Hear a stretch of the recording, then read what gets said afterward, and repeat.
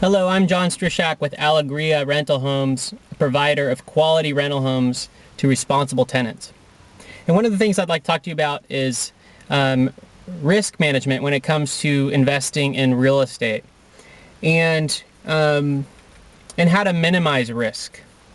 When I started as an investor, I'm a California resident, and I was also working full time, so I wanted an investment that wouldn't take a tremendous amount of time, and that I could apply and manage on a part-time or weekend basis. And so that's one of the reasons why I selected Texas as a state to invest in.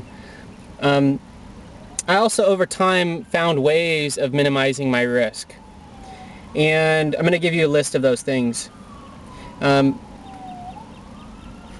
is, I think about the type of tenant I'm going to be serving.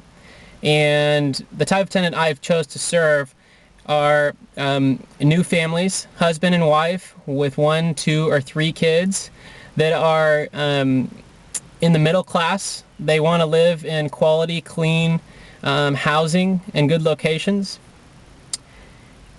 And generally these homes are built in the 1990s to 2005. Newer homes that are clean, have big front yard and backyard for kids to run around, of course. They're close to quality retail, so where their kids can go shopping, where the family can spend time.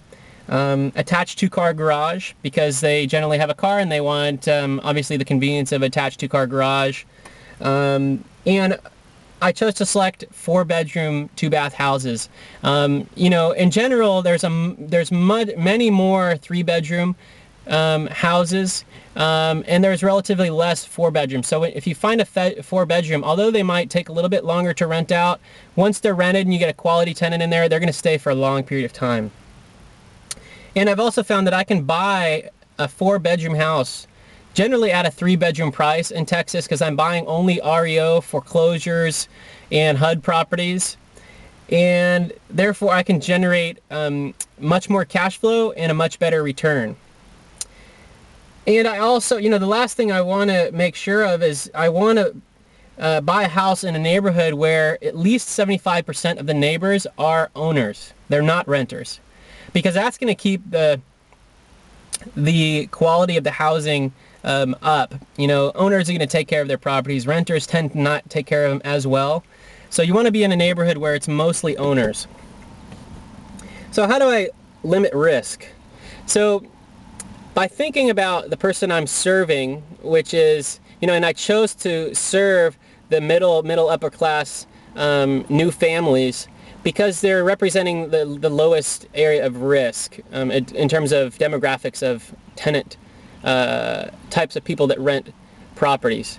These people, because I'm investing in nice neighborhoods, I can usually attract a tenant that has good credit scores, quality income, and I'm very careful when it comes to selecting tenants. I spend a lot of time and effort on screening prospective tenants, and that limits my risk dramatically.